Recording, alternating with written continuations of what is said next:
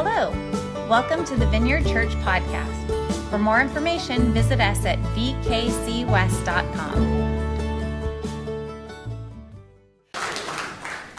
Good morning, welcome, and happy Mother's Day. I'm so excited. We are going to be starting a new ministry in the fall. It's called Embrace Grace.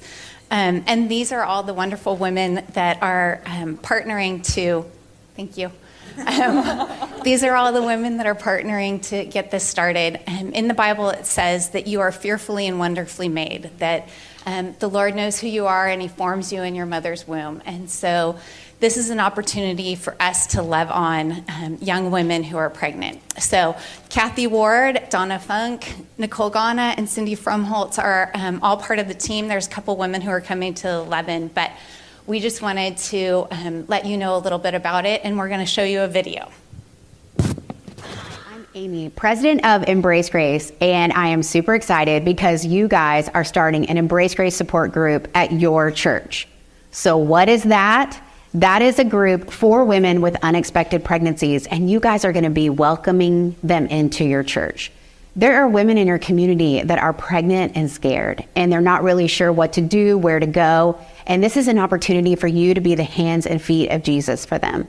So we need your help in spreading the word, looking for women in your communities that might be experiencing an unexpected pregnancy, and posting it on your social media, telling your friends about it so that they all know that your church is a safe place for these women to go to be empowered, to be supported, to be discipled, to hear about their rescuer, Jesus, and to know that they can be the moms that God created them to be.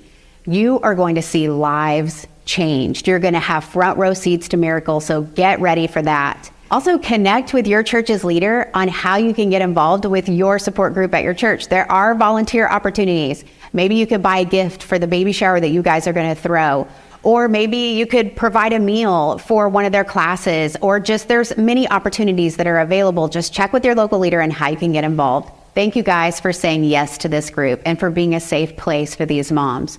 We are so excited to see what God's going to do through your group. Lives are going to be saved and generations are going to be changed.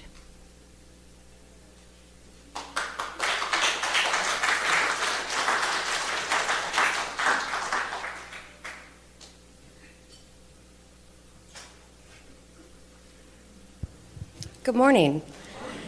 I'm Nicole Ghana, and I'm here to tell you my story.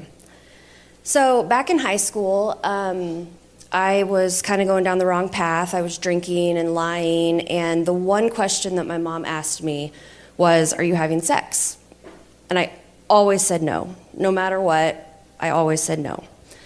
So my parents decided to go out of town and trust me and left me home alone, and I went to a party, and 3 months later, with no period, I ran cross country.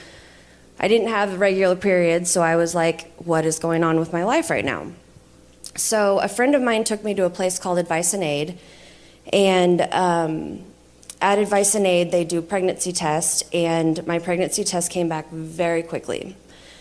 So then another friend of mine took me to an abortion clinic, and the doctor said, or he did a sonogram on me, and he said, "Do twins run in your family?" And I said, "I have no idea." And he said, "Well, they do now."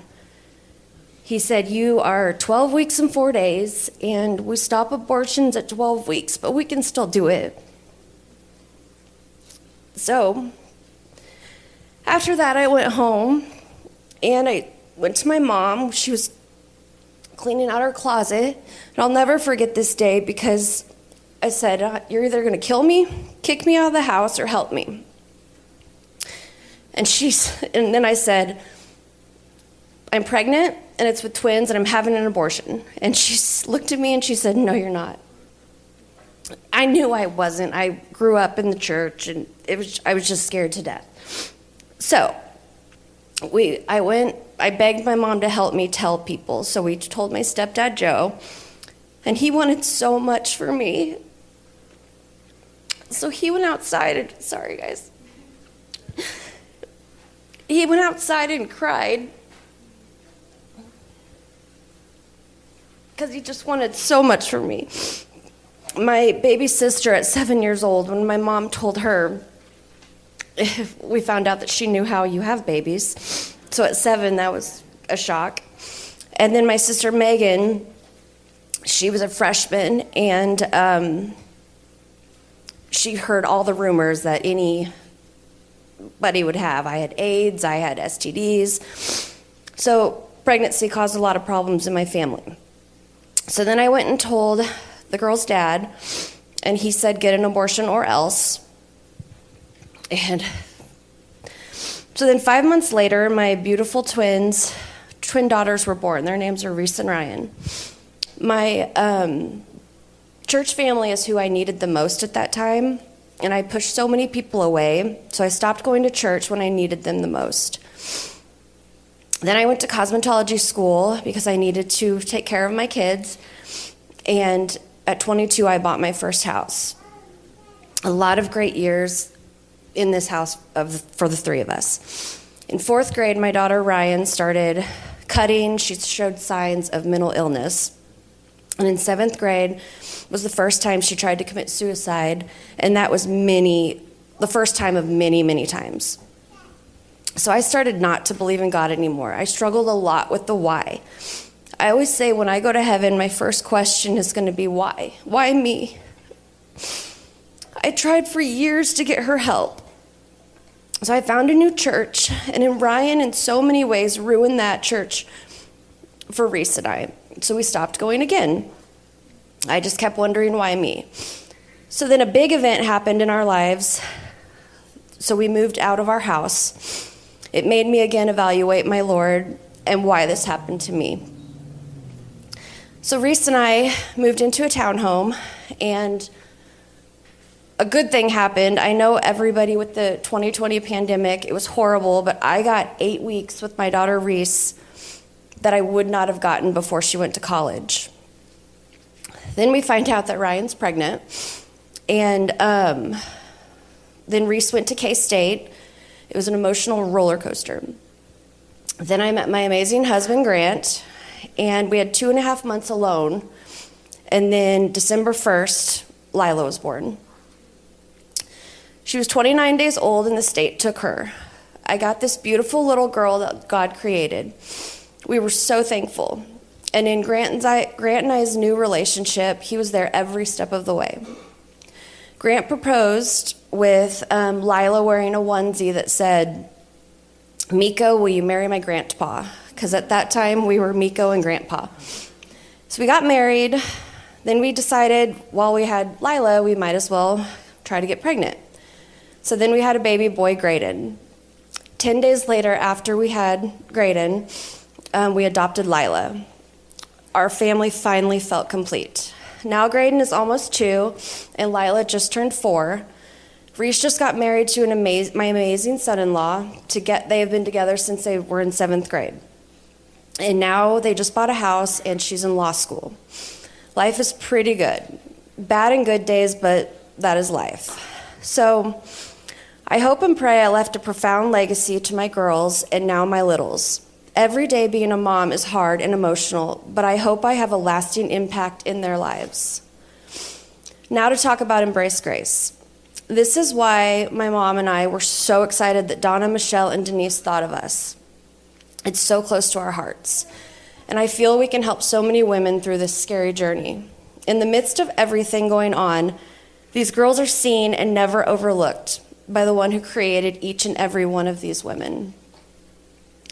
Take hold of these reminders. You are chosen, Ephesians 1:4. You are loved, John 15:9. You are worthy, Matthew 10:30 and 31.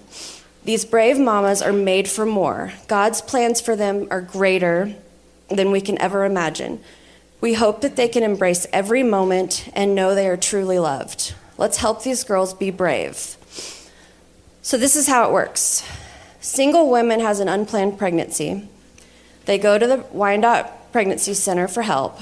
The center gives her love box and invites her to a group. She attends an Embrace Grace group at Vineyard. Our church throws a big baby shower. She receives salvation and heart is healed. Baby is born and generations are changed. and Mom is now a part of our amazing church family and is so loved and supported. So we have a booth or a table in the back with a sign-up sheet, and this is how you can help.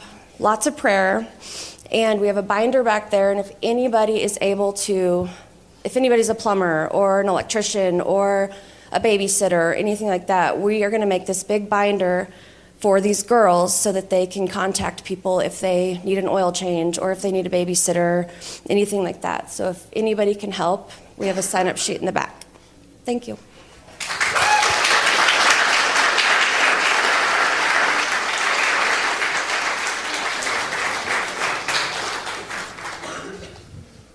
Thank you. Yeah, you're awesome. Yeah, thank you for your courage. I hope you probably picked up on, from me, the key phrase was, and then to change their family for generations, right? And so that's what we're talking about today as we talk through this, and it's challenging and encouraging for you to start it off and to hear how you've chosen to do that. And so we're actually going to have a panel of some women up here to share just this idea of like building a legacy in our families, in our community, in our church, right? Because we're always leaving something for the people that are coming, whether they're our family or our kids or our neighbors or just we're always leaving something for somebody. I think that's one of the biggest kind of things that we forget, is that we affect other people just in huge ways. And so today we're going to talk a little about legacy. And so we have these four women that are going to come up. But Philippians 4:9 says, "What you have learned and received and heard and seen in me, practice these things, and the God of peace will be with you." Powerful stuff.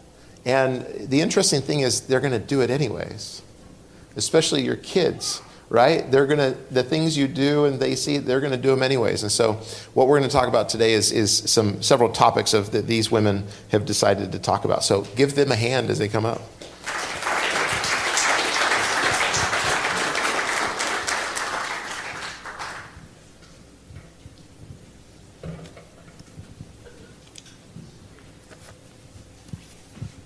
So this one, okay, good.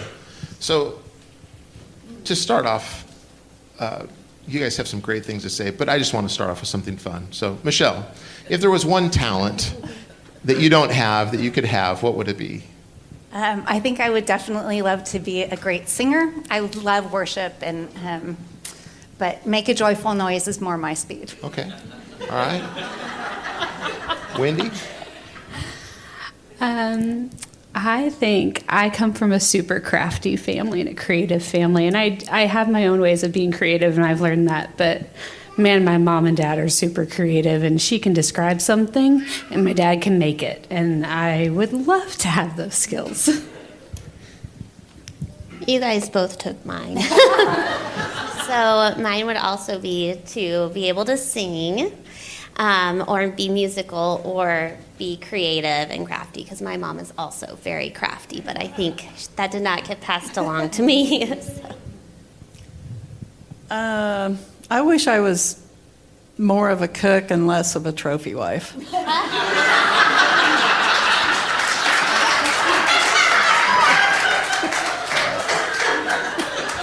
There we go. All right. It's good. It's good. High five. It's good. Yeah, it's good. So, all right. Thank you. So, Michelle, why don't you start with this one? So, as a woman of faith, what is a legacy you're trying to build in your family? So one of the things... Hold up the mic. Oh, sorry. For me, one of the things that I grew up with an amazing mom, and she was so gracious in providing her presence. I knew that when I would come home from school, she would be there, and I would have milk and cookies every day after school, and she would listen to my stories of the day, whether it was good or bad. And I found that with Jesus, he's always present, and he always wants to listen. And so that's my legacy that I try and provide to the people who I know. whether it's my neighborhood or my friends, but most especially to my family. I try and make sure that I provide presence in letting them know that they're the most important person while I'm with them. So other ladies as well, as a woman of faith, what is a legacy you're trying to build in your family? So I feel like there's lots of things, but I remember my mom always saying, you can be kind to everyone. You don't have to be everyone's best friend, but you can be kind to them. And I say that to my boys now.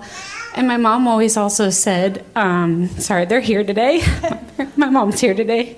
She also said, you never know what's going on in someone's life. And maybe there's a reason why they behave or talk the way they talk, because you don't know what's happening in their home. And so that's... I keep looking at my mom.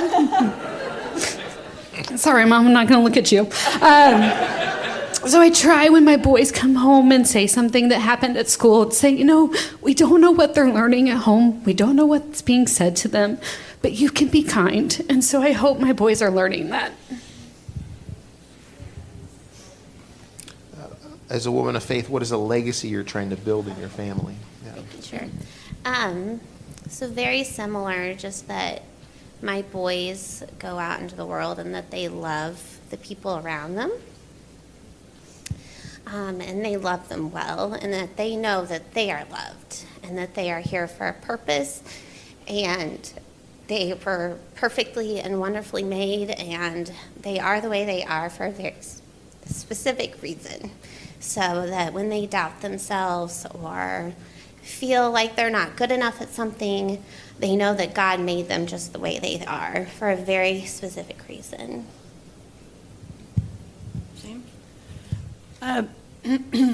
So I'm the token old person. We all see it. And your legacy changes when you have 5-year-olds, and I'm 72 and have a 41-year-old. But overall, I would want my children not particularly to, well, let's just say, I'm not that person that makes Mickey Mouse out of pancakes. I don't put love notes in their lunches. I'm not that person. But I want them to learn to be cheerleaders for the underdog at school, across the world, and just learn to be good disciples of Christ. My favorite Bible verse is Micah 6:8, and it's, God has shown us, O mortals, what is good, and what does the Lord require of you but to act justly, that's not that hard, to love mercy or kindness, and to walk humbly with your God. If you can do those 3 things, pretty good standing, I think, with God. So I'd like to, I hope they remember me for that. Yeah. I didn't make that up. God did. Yeah. There you go. Yeah.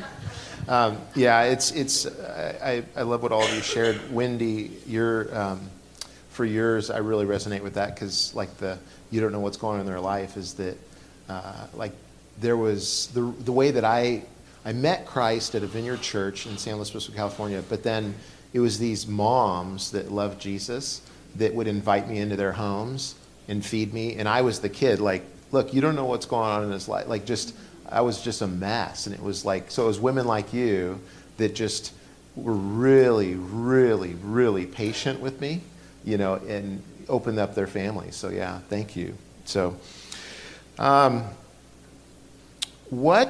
so we've talked about goals, but what's been a challenge in building a legacy in your family? Because these kind of things, you guys you're great moms, and we've got incredible moms in our church, but the reality is we know that there's challenges, right? So what are challenges that you have experienced? I have the mic. I think for me, it's just busyness, forgetting to slow down, forgetting to talk about it on a daily basis, and getting caught up in all the sports and activities and all the things, and also just my own sin nature, and that getting kind of pointed out to me on a daily basis with my boys, and losing my patience and not being the mom that I always want to be But I think that also helps point me back to God and hopefully helps demonstrate forgiveness and what that looks like, and that I'm still like very much a work in progress to my kids and my family. So yeah. I think one of the things for me is expectations. I have 3 boys, and I did not expect to walk down Costco's aisles with them wrestling their way through, and other parents staring at me going, "Get them under control." So expectations of them that were unfair, and expectations of myself that were also unfair, and not being able to recognize my family is not going to look like everybody else's family, and to love my boys for who they are and for who God made them to be, and to give myself grace, because I am not the Pinterest mom that has everything. It's more of the nailed it and it looks like a hot mess kind of thing. I'm so grateful for you because I have the younger boys who are wrestling and wild and full of energy. If you've ever seen them running around, they don't stop. I think for me, Mike and I remind ourselves a lot that like we are running this huge marathon, and we're not going to see the seeds we're planting maybe for a while. So we're learning, and we encourage each other to count our small victories. And I mean, even as simple as we left the house on time with everyone dressed and everyone fed. So the other day they were arguing in the basement, and I waited, because that's my other thing is like I want to jump in and solve all the problems, but I'm not going to teach them if I do. And I waited and I listened to him, and I heard Luke say, "Let's just forgive each other and play." And I thought, oh, yes. So I have to remind myself to just be patient and to remember that we may not see the fruit of all of this for a while, but like the seeds are going to take root, and we're going to make progress, and we can count our small victories. Also, I'd like to give a little unsolicited advice to not compare your parenting to anyone else, because I'm going to let you in on a little secret. Everyone grows hair. So you might have a bald baby and you might have a full head. Everyone gets teeth, so it doesn't matter who gets them when. Everyone learns to walk, and everyone learns to read. So just chill, and everybody ends up pretty much the same down the road. You don't need to panic about that stuff. Although my kids are a little bit higher than... I'm just saying. If you knew them, you would, They're pretty amazing. They are pretty awesome, yeah. Just saying. So I'm going to have you start on the next one. True story, though. Michelle's not just making stuff up. There was several times when our boys were younger, and it was just like, here, take them. Because they would, like, not just like a little bit of stuff, like they're in the aisle, like wrestling across the store. So, yeah. Don't judge. Yeah, true stuff. So, and that was just last week. So, Donna, what are some joyful moments that you've had? Oh, I can't share. I can't share. We have a fun family, and I have 4 kids, 2 boys, 2 girls. They're each other's greatest cheerleaders and their biggest critics. And so it's just a lot of fun. There's shenanigans still every day. And to hear them now as adults remember things, most of the stuff's not true. They add spice as we go. But they're just a whole lot of fun, great sense of humor, and not shy about... I really want them, when Ken and I are gone, to... gone as in dead, not at Costco, to gone, to just out of here, that they will continue to love each other as much as they do now, and that would be a lovely thing, lovely legacy. Yeah. I forgot the question. What was fun? Joyful moments of parenting, yeah. Or Just grandparenting. That's a good one.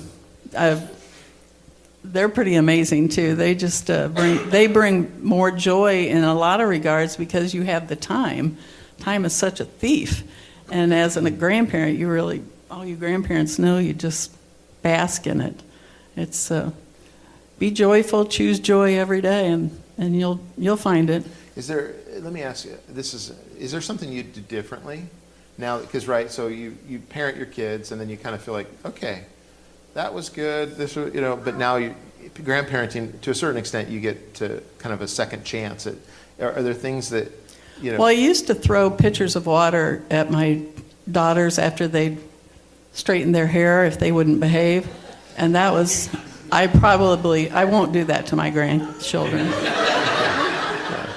It was an ugly moment. Yeah.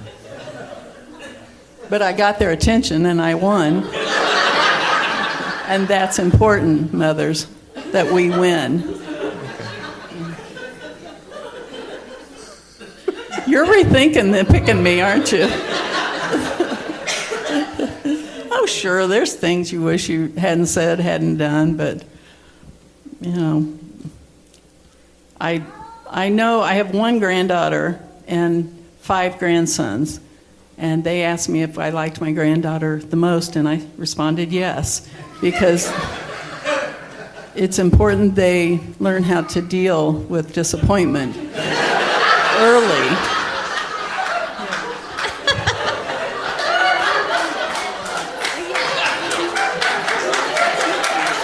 It's good. It's good. So, like joyful moments. Yeah. Okay. Like every day is craziness in our house with 3 boys. There's always a lot of joy and chaos. Lots of shenanigans. Watching them grow, seeing their personalities come through, because they're all 3 really, really different. Has been so fun, even like the 4-year-old, and I have an 8-year-old and a 10-year-old, and just seeing how they change and their different personalities, and then their interests and what they are good at or want to be good at. And seeing them accomplish those things. So like my 8-year-old just got his yellow belt, or he's almost 8, so he's really excited about that, and he's worked so hard for it. So that just happened this weekend. And then, our 10-year-old with soccer. And then also just seeing their growth with, their relationship with each other and how much they love each other. That's something I'm really proud of, is how well they take care of each other. So maybe that's part of my legacy too, is just how their relationship together. And that's really joyful. And then also seeing their growth with Jesus. We got to see them get baptized on Easter, the 2 older boys, so that was amazing. And of course mixed in is, all the potty training and teaching them that they have to go inside to do that, and may at least go to the backyard if they're going out, things like that. But at the same time, it's really joyful too. It's just funny and things that I think I'll remember, when I'm older and they're older. So lots of joy in our house and chaos, and it's very loud. Yes. I think probably one of the most joyful things for me is watching my boys touch lives. It's such a privilege for us to see them and how they love so well, how they go out and they care for people, and it's a gift. And then we love, like when we do 5th quarter here at the church, we all come back to the house, and it's 1 o'clock in the morning, and we're all just sitting around chatting about, oh, did you see this person and what they were doing, and just having a good time. I feel like when we plan things, it usually becomes a little bit more stressful, and my expectations are too high, and it doesn't go as well. But when everybody just joins in the living room and hangs out, we love each other. We love being together, and love harassing each other, and just in general hanging out and having a good time. So those are some of my most joyful things.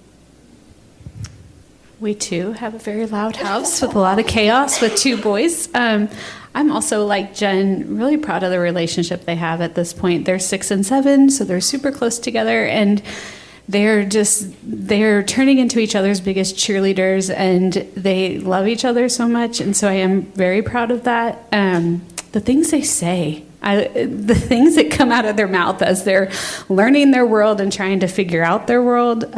One of them asked me if it's illegal to kiss someone you are not married to. My answer, of course, was yes. It is illegal. But the thing, as they're exploring their world and just figuring out what they like and what they're interested in and just trying to understand everything going on around them, it's really fun to see how they perceive things. And we try really hard to instill them. You can come to us with anything, and we want you to tell us things. But also, I love our days at home. Just when the four of us are at home together and just enjoying that time. And our boys ask for that. They ask for days when we just are home together as a family. And so we have a lot of fun on those days. Yeah, good. A question. This this is a little different than what's on here, so I know you guys will do great. So, the verse you read, what you have heard and what you have learned and received and heard and seen in me, Paul writes, practice these things and the God of peace will be with you. So a lot of like discipleship of our kids and in Jesus has to do with what's caught, right? Typically, a lot of times kids, what they're doing is they're just imitating their parents. I mean, if we're all to be honest. So much of what kids do is imitating their parents. And that has to do with faith too. But so what is maybe one or two things that maybe you've done intentionally to grow and encourage a life with Jesus with your kids? So I think prayer is something we try. We are not perfect at any of this. We are a work in progress too. And so prayer is something we try to incorporate with them. We also try to make sure that we are pulling out our Bible together and looking at it. But I think one of the biggest things that Mike and I have tried really hard to do is make sure our kids know that we are also not perfect. And my parents modeled this for me too, but humbling ourselves to our kids and being willing to say, hey, you know what, I messed up and I'm sorry. Yes, I'm still your parent, but I mess up too.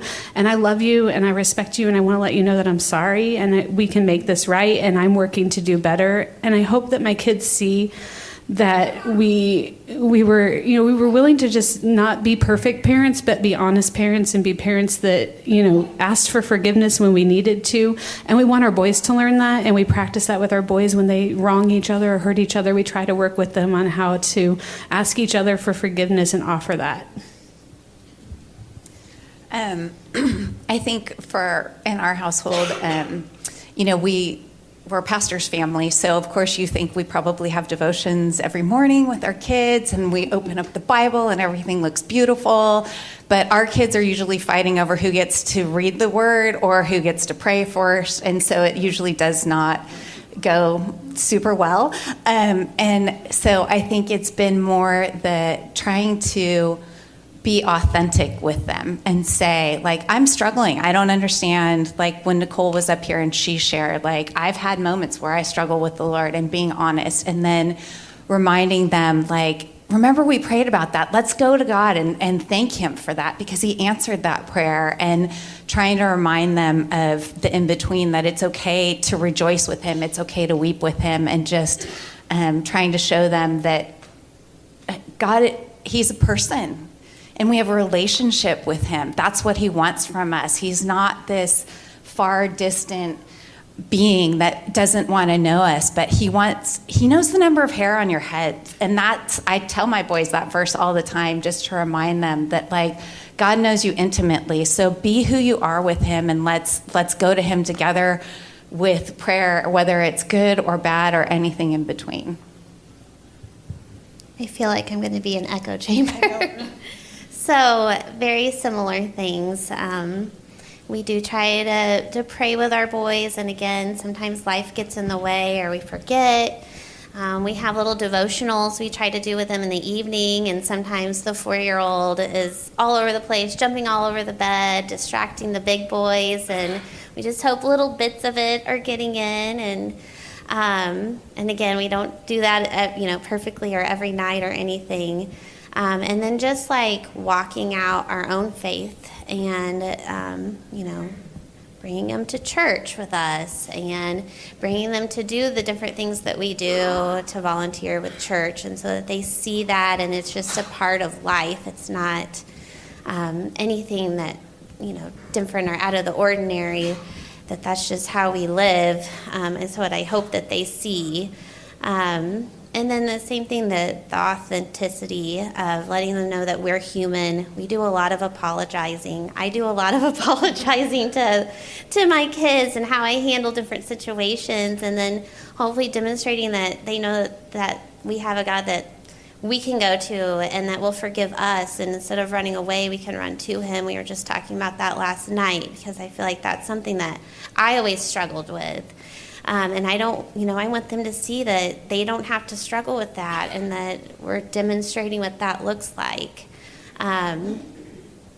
But again, I don't do any of it perfectly, and that's part of what I want them to know too.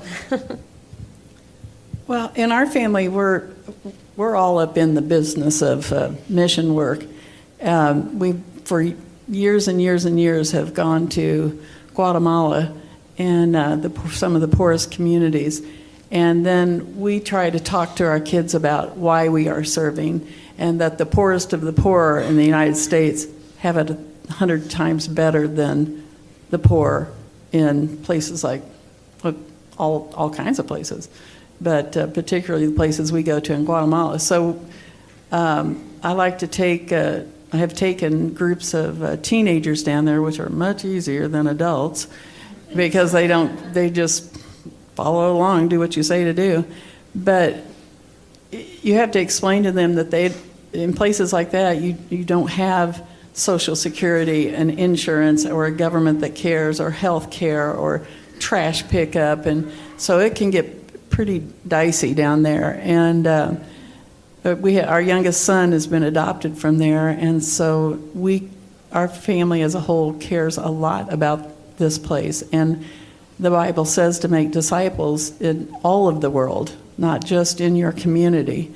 And I want that to stick with them, that we did our little part. It wasn't a ton, but just one little kindness here and there can make the biggest difference in someone's life.